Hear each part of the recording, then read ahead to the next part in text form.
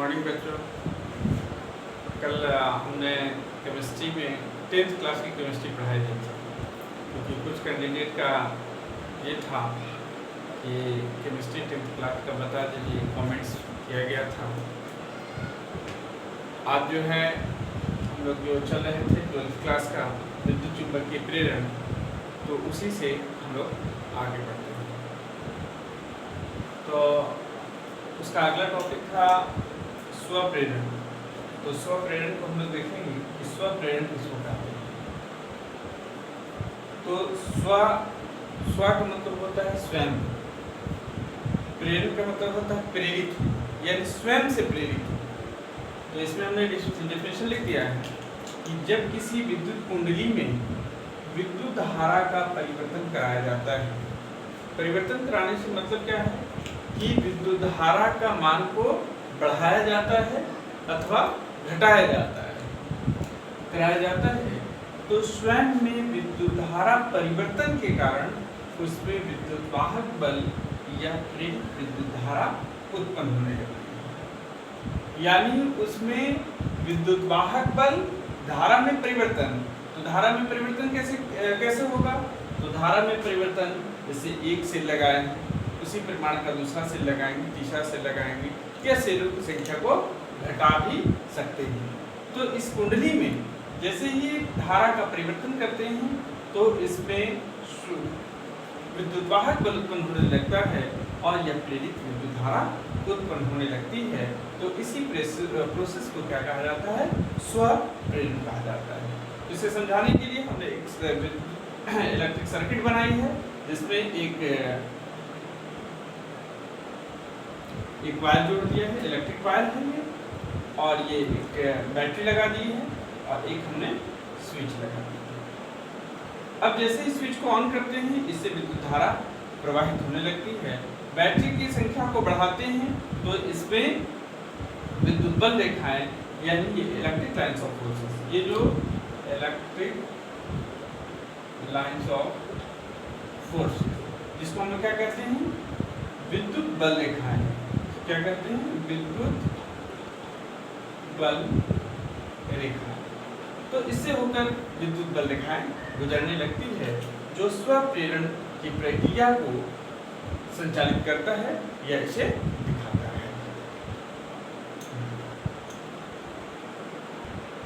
तो स्वप्रेरण की प्रक्रिया को हमने देख लिया कि जैसे ही धारा में परिवर्तन करते हैं तो उससे विद्युत चुंबकीय बल रेखाओं की संख्या या विद्युतीय बल रेखाओं की संख्या बढ़ती और घटती है, जिससे प्रेरित विद्युत वाहक बल या प्रेरित धारा उत्पन्न होता है। यह लेंज के नियम का पालन। स्वप्रेरण की प्रक्रिया किसके नियम का? लेंज के नियम का पालन करता है। तो हमने पहले पढ़ा था कि लेंज का नियम क्या है। तो लेंज का नियम क्या था कि जब एक कुंडली को किसी चुंबक के नजदीक आपेक्षिक गति कराई जाती है तो उससे विद्युत धारा और विद्युत वाहक बल उत्पन्न होता है और वह उसी कारणों का विरोध करता है। तो इसमें देखेंगे कि जैसे ही धारा में परिवर्तन कराते हैं तो वो मुख्य धारा का विरोध करने लगता है, और धारा का मान घटाते हैं तो भी मुख्य धारा का विरोध करता है। जिससे ये पता चलता है कि स्वप्रेरण की प्रक्रिया भी लेंज के नियम का पालन करती है। अब हम लोग देखते हैं अगला टॉपिक है स्वप्रेरण गुणांक। तो स्वप्रेरण गुणांक स्वप्रेरण का ही एक भाग है। तो इसमें क्या होता है कि किसी बंद कुंडली में जितना धारा का परिवर्तन कराते हैं, चुंबकीय फ्लक्स भी उतना ही उत्पन्न होता है। यानी उत्पन्न विद्युतीय फ्लक्स, किसी कुंडली में उत्पन्न विद्युतीय फ्लक्स धारा में परिवर्तन के समानुपाती होता है। यहाँ पर हम लोग डेफिनेशन लिख देते हैं, किसी बंद कुंडली में विद्युत धारा के परिवर्तन के कारण स्वयं में उत्पन्न चुंबकीय फ्लक्स के समानुपाती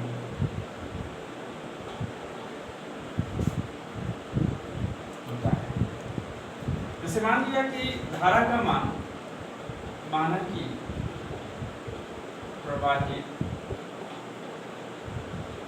विद्युत धारा में परिवर्तन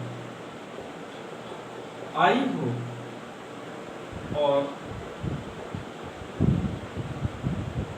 उत्पन्न चुंबकीय फ्लक्स फाई हो तो परिभाषा से क्या हो जाएगा? तो परिभाषा से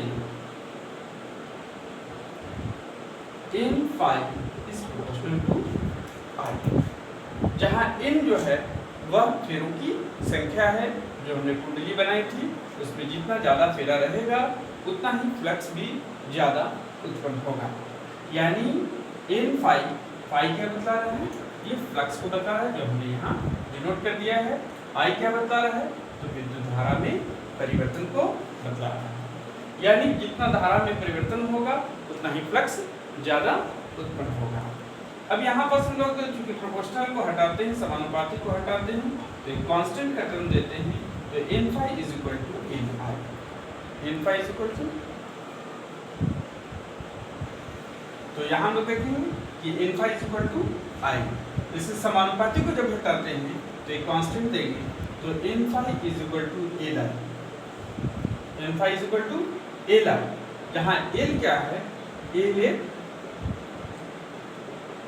नियतांक है जिसे क्या कहते हैं? स्वप्रेरण गुणांक, जिसे स्वप्रेरण गुणांक या कोफिशिएंट ऑफ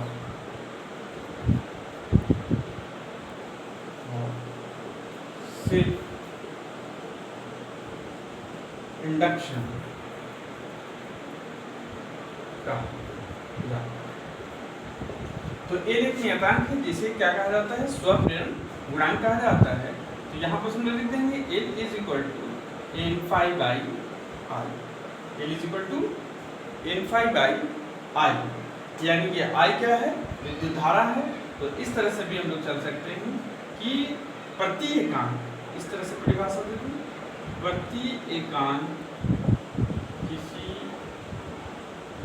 कुंडली से प्रवाहित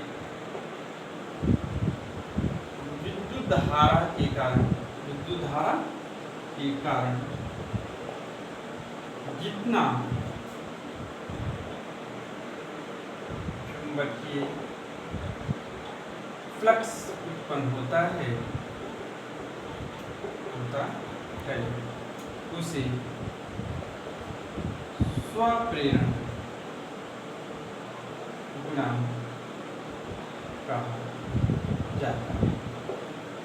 यहाँ से देखेंगे परिभाषा में L is equal to n phi by I, यानी प्रति एकांक, यहाँ प्रति एकांक किसी कुंडली से प्रवाहित विद्युत धारा के कारण जितना चुंबकीय फ्लक्स उत्पन्न होता है उसे क्या कहा जाता है?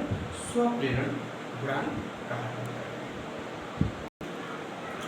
हाँ, तो बच्चों ये अच्छा से इसको देख लेना है और इस वीडियो को जितना ज़्यादा से ज़्यादा हो सके इसको लाइक कीजिए, सब्सक्राइब कीजिए और शेयर कीजिए और इसका भरपूर फायदा उठाइए।